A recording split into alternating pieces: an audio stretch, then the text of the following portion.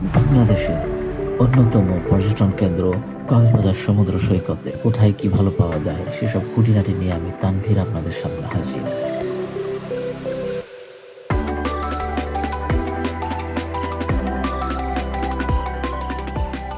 তো চলুন আজকের ভিডিও ব্লগে আপনাদেরকে জানিয়ে দিই কিভাবে 2 দিন আপনারা খুব ভালোভাবে এখানে স্পেন্ড করতে পারবেন।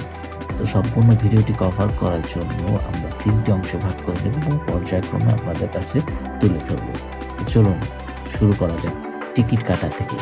তো টিকিট কাটার জন্য আমরা সরাসরি চলে আসবো বাংলাদেশ রেলওয়ে যে ওয়েবসাইটটি আছে, সেখানে অন্য কোথাও যাবো না। এখানে আপনারা দেখতে পাচ্ছেন ইনফরমেশন দেওয়া আছে এবং সিটের বৈশিষ্ট্য দেওয়া আছে, কোন সিটগুলো কেমন হয়ে থাকে।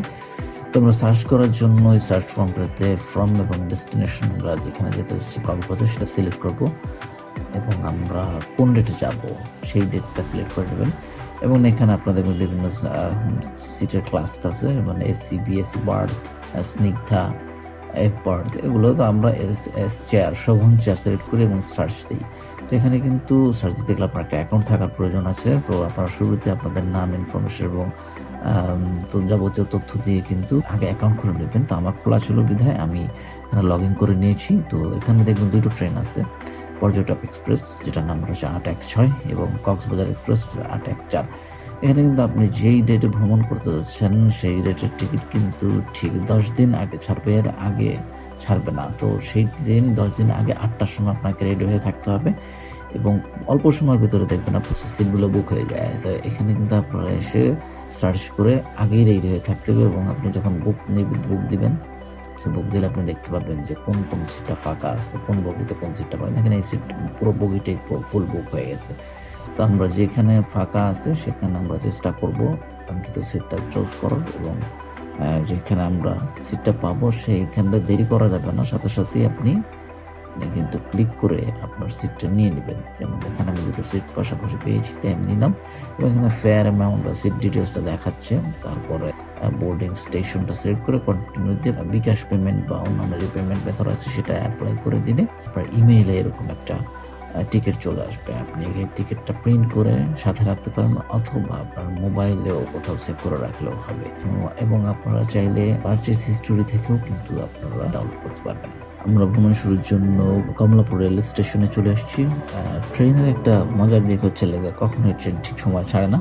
তবে এক্ষেত্রে আমাদেরকে 1 ঘন্টা আগে মেসেজ দিয়ে দেওয়া হয়েছে যে ট্রেনটা 1 ঘন্টা লেট করে আসবে। আমাদের ট্রেনটি ছিল 10টার দিকে, তো ট্রেনটা ঠিক এসে পৌঁছায় 12:30টার দিকে এবং 12:30টার দিকে আমরা ট্রেনটা অবশেষে পেয়ে আমরা ট্রেনের সিটে উঠি। এই হচ্ছে আমাদের সিটের অবস্থা।